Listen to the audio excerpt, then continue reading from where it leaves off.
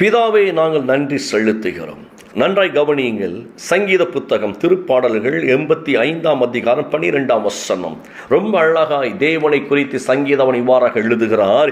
கர்த்தர் நன்மையானதை மாத்திரமே தருகிறவராய் இருக்கிறார், நம்முடைய தேசமும் தன் பலனை கொடுக்கும் என்று ஒரு அழகான வார்த்தையை வெளிப்படுத்துகிறதை பார்க்கிற நல்லதையே ஆண்டவர் நமக்கு அருள்கிறவராய் இருக்கிறார்.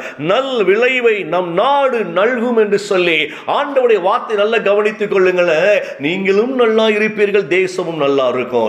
எப்படிப்பட்ட வார்த்தை பாருங்களேன். தேவன் நம்மை ஆசீர்வதிப்பது மட்டுமல்ல, தேசத்தையும் ஆசீர்வதிக்கிறவராய் இருக்கிறார் என்பதை இந்த இடத்துல வேத சத்தியத்தை நாம் அறிந்து கொள்ள போகிறோம். இன்றைக்கு உங்கள் வாழ்வில் ஒன்றை புரிந்து கொள்ளுங்கள். தேவனாகிய கர்த்தர் நன்மையானதை மாத்திரம் நமக்கு செய்கிறவராய் இருக்கிறார். இந்த வார்த்தை ரொம்ப அழகாய் சொல்லுகிறது. நன்மையானதை நிச்சயமாகவே அவர் நமக்கு தருகிறவர். ஏன்னா உலகத்தில் நன்மையை பெற்றுக்கொள்வதற்காகத்தான் நாம போராடி கொண்டிருக்கிறோம். பாருங்களேன், எதுவுமே நல்லதா நடக்கட்டும், நல்லதா நடக்கட்டும், நல்லதா நடக்கட்டும். நம்ம யார்கிட்ட பேசினாலும் என்ன சொல்லுகிறோம்? எல்லாம் நன்மையானதாய் முடியும், கவலைப்படாதீங்க அப்படின்னு பேசுறோம். பாருங்களேன், எல்லாருடைய எதிர்பார்ப்பும் என்ன தெரியுமா? நன்மையானது வாழ்வில் நிறைவேறி கொண்டே இருக்க வேண்டும் என்பதுதான். ஏன்னா தீமை என்பது ஒரு மனுஷனுக்கு தேவையற்ற ஒன்றாய் இருக்கிறது.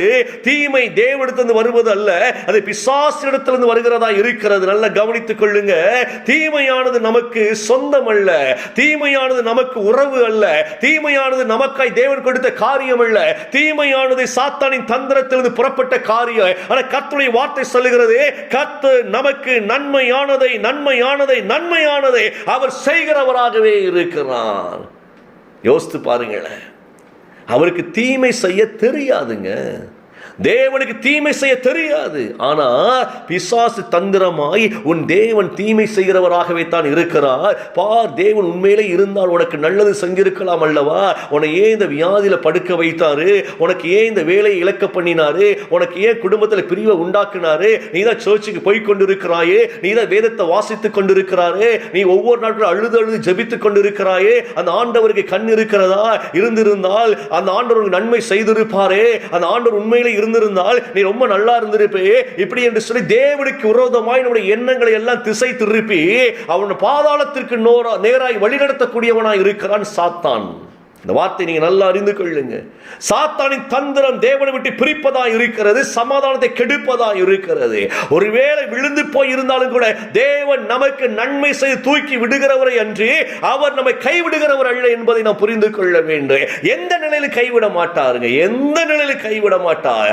ஆண்டவர் ஒன்னே ஒன்று எதிர்பார்க்கிறாரே, நன்மை செய்கிற என்னை மட்டும் நீ நம்பினா போதும், என்னிடத்தில் வந்து சேர்ந்து கொள் என்கின்ற ஒரே ஒரு காரியத்தை மட்டும் தேவன் முன்வைக்கிறார். அவரோடு இணைந்து கொள்ளுகிற பொழுது நம்முடைய பாவங்கள் கழுவப்படுகிறது, நம்முடைய சாபங்கள் நிர்மூலமாக்கப்படுகிறது. கர்த்தர் சொல்லுகிற வார்த்தை எப்படி இருக்கு தெரியுமா? நீ பயப்படாதே, நான் உன்னோடு கூட இருந்து நான் செய்கிற காரியம் பயங்கரமாய் இருக்கும் என்று அவர் சொல்லக்கூடிய சத்தத்தை நாம் நாள்தோறும் கேட்டுக்கொண்டே இருப்போம். உன் எதிரிகளை கண்டு பயப்படாத, யுத்தத்தை நான் எடுத்துக் கொள்ளுகிறேன், அமைதியாக என்று ஆண்டவர் பேசுகிற சத்தம் நம்முடைய காதுகளில் கேட்பதை நிச்சயமாய் நாம் அனுபவிப்போம். நல்ல கவனித்துக் கொள்ளுங்க.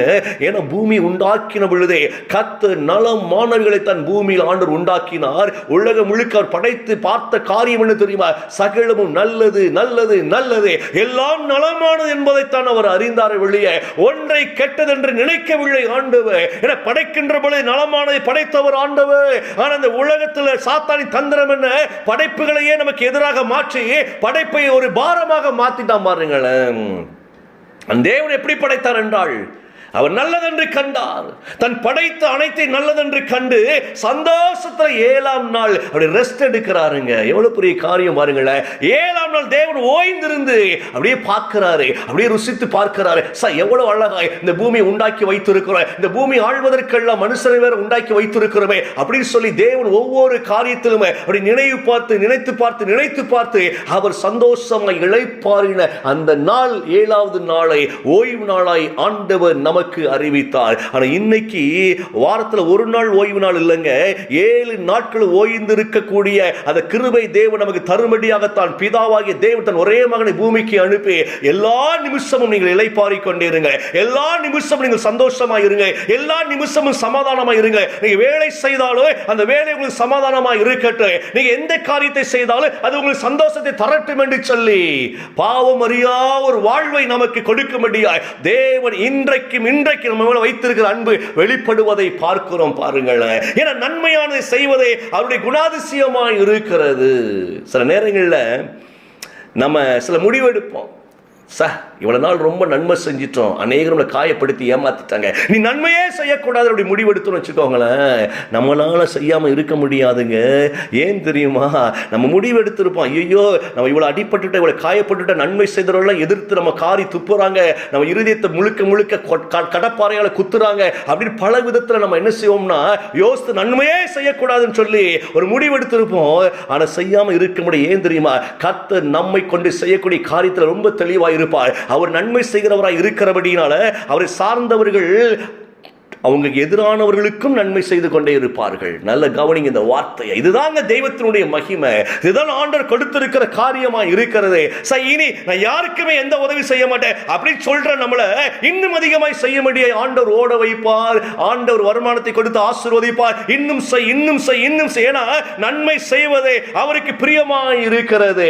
கர்த்தர் நன்மையானதை செய்து கொண்டிருந்தார். அவர் நன்மை செய்கிறவராக சுற்றி திரிந்து கொண்டிருந்தார் என்பதை நாம் அழகாய் தியானிக்கிறோம் அல்லவா? எனக்கு அருமையான தேவ பிள்ளைகளே, ஆண்டவர் ரொம்ப நல்லவருங்க. இஸ்ரவேல் ஜனங்களுக்கு கானானை குறித்து வெளிப்படுத்தின பொழுது பாலும் தேனும் ஓடுகிற நல்ல தேசத்தை உங்களுக்காக வச்சிருக்கிறப்பா அப்படின்னு சொல்லி சொன்னாரு. இந்த நல்ல தேசம் யார் கண்களுக்கு அது வெளிப்பட்டது அப்படி தெரியுமா? நல்ல கவனம். யோசுவா காலை இந்த ரெண்டுடைய கண்களுக்கு மட்டும்தான் அது அழகாய் வெளிப்பட்டது. கர்த்தருடைய வாக்குத்தத்தத்தின்படி நலமாய் தெரிந்தது. கர்த்தருடைய வார்த்தையின்படி அது சந்தோஷமாய் தெரிந்தது. நாம் எளிதில் போய் அந்த கானான் தேசத்தை சுதந்திரத்துக் கொள்ள முடியும் என்று சொல்லி மோசேக்கு முன்பதாகவே கூடியிருந்த ஜனங்களுக்கு முன்பதாக அவங்க சொல்லி சந்தோஷப்பட்டு கொண்டிருக்கும் பொழுது அந்த கூட போன 10 பேர் இருக்கிற பாருங்களேன், அவன் எதிர நிற்கிறான். இல்ல இல்ல இல்ல இல்ல நம்ம வாழ முடியாது, வாழ முடியாது, வாழ முடியாது. இதான் சாத்தானின் தந்திரம். தேவன் கொடுத்த ஆசீர்வாதங்களை எல்லாம் நமக்கு எதிராக திருப்புவது சாத்தானின் தந்திரமா இருக்கிறது.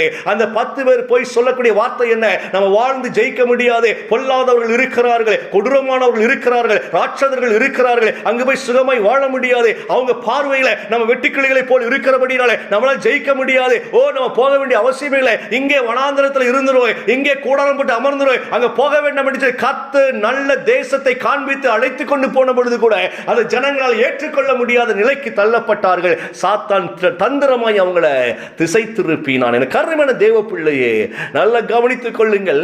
இன்றைக்கு கர்த்தர் நமக்கு நன்மையானதை வைத்திருக்கிறார் என்பதை நாம் விசுவாசிக்க வேண்டும். ஒருவேளை உங்க சரீரத்தில் ஒரு பலவீனம் வந்துட்டா, உங்க வாழ்க்கையில் ஒரு பிரச்சனை வந்துட்டா உடனே சோர்ந்து போயிடாதீங்க. உலகம் சொல்லும் பார்த்தியா நீ சர்ச்சுக்கு போனதால ஒரு பிரச்சனை, பைபிள் தூக்குனதால பிரச்சனை அப்படி சொல்லி ஏமாந்துறாதீங்க. இந்த உலகத்தின் வார்த்தைகளை கண்டு நீங்க எதிர்த்து நின்று சொல்லுங்க, என் கர்த்தர் நலமானது எனக்கு வைத்திருக்கிறவராய் இருக்கிறார், என் தேவன் சமாதானத்தை வைத்திருக்கிறவராய் இருக்கிறார், என் ஆண்டவர் நன்மையானது மட்டுமே எனக்கு செய்ய வல்லமை உள்ளவர், இன்றைக்கு செய்து கொண்டிருக்கிறவராய் இருக்கிறார். இந்த இடத்தை விட்டு கீழே இறங்கிறாதீங்க. எந்த பிரச்சனை இருக்கட்டும், கர்த்தரை மட்டுமே நம்பி இருக்கிற வாழ்க்கை அதிசயங்கள் நடக்கும், நடந்து கொண்டே இருக்கு. ஒன்று குறைபடாதபடி தேவன் உங்களை உயர்த்துகிறவராய் இருக்கிறார். கீழே இறங்கிறாதீங்க. தேவன் அவ்வளவு நல்லவருங்க, அவ்வளவு நல்லவர். உலகம் உங்களுக்கு அப்படியே பலவிதமான காரியங்கள் சொல்லி சொல்லி சொல்லி உங்க விசுவாசத்தை தணிக்க பண்ணு, விசுவாசம் இல்லாத வாழ்க்கை வாழ்வதற்கு உங்க கூட போராடு. நீங்க சொல்லுங்க, இல்ல இல்ல என் தேவன் ஒருவரே எனக்கு நலமானதை நலமானது செய்கிறவராய் இருக்கிறார். காலேபும் யோசுவா ரொம்ப தெளிவாய் இருந்தார்கள். நாம் சுதந்திரத்துக் கொள்ள முடியும் ஐயா. கர்த்தர் கொடுத்த தேசம் நல்ல தேசம், அற்புதமான தேசம், அதிசயமான தேசம், சுகமாய் வாழ முடியும் என்று சொல்லி அவர்கள் சொன்ன வார்த்தையின்படியே அவர்கள் அந்த தேசத்திற்குள் புறப்பட்டு போனார்கள். எனக்கு அருமையான தேவ பிள்ளையே, நான் சொல்றேன், காலேபும் யோசுவாவும் அவங்க போனாங்க கானானுக்குள்ள. ஆனா புலம்பினவர்கள், கர்த்தருக்கு விரோதம் பேசினவங்களால போக முடியலங்க. நான் இன்னைக்கு சொல்றேன், கர்த்தர் செய்த நன்மைகளை நினைத்துக் கொண்டே இருந்தீங்கன்னா நன்மையான காரியங்களுக்குள்ள அப்படியே புறப்பட்டு போய்கொண்டே இருக்கலாம். பயப்படாதீர்கள், சகலத்திலும் தேவன் நமக்கு நன்மை செய்கிறவராக இருக்கிறார். எனக்கு அருமையான தேவ பிள்ளையே, இந்த காலை வேளையில் இந்த வார்த்தையை அப்படியே வாங்கிக் கொள்ளுங்க. இன்றைக்கு ஆண்டவர் எனக்கு நன்மையானதை செய்கிறவர், இன்றைக்கு எனக்கு அற்புதங்களை செய்கிறவர், என் கூட இருக்கிறவராக இருக்கிறார்.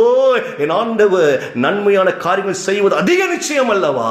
கண்களை மூடுவோம். பிதாவே, எங்கள் பிள்ளைகளை ஆசீர்வதிக்கிற இந்த நாட்களில் கிருபை பிள்ளைகளை தாங்குவதாக, பலன் பிள்ளைகளை தாங்குவதாக, இயேசுவின் நாமத்தில் நன்மை கிருபை பிள்ளைகள் சூழ்ந்து கொள்ளட்டும் ஆண்டவரே. எந்த நெகட்டிவான சிந்தைகளை பிள்ளைக்கு வராதபடிக்கு ஆண்டவரே தைரியத்தை கொடுத்து இந்த நாளில் ஆசீர்வதித்து பிள்ளைகளை உயர்த்துவீராக. இயேசுவின் நாமத்தில் பிள்ளைகளை ஆசீர்வதிக்கிறேன் நல்ல பிதாவே. ஆமென், ஆமென்.